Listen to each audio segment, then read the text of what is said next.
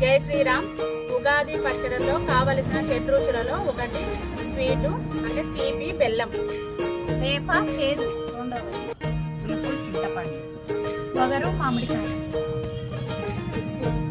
షడ్రుచుల్లో చివరిది కారం. ఉగాది పచ్చడి చేయడం కోసం ఒక కొత్త కుండ తీసుకొని దానికి బొట్టు పెట్టేసి తర్వాత కంకణం కట్టాలండి. తర్వాత షడ్రుచులలో ముందుగా చింతపండు పులుపు వేయాలి. తర్వాత కొంచెం బెల్లం వేసుకోవాలను. వేప పువ్వు వేయగలను, మామిడికాయ ముక్కలు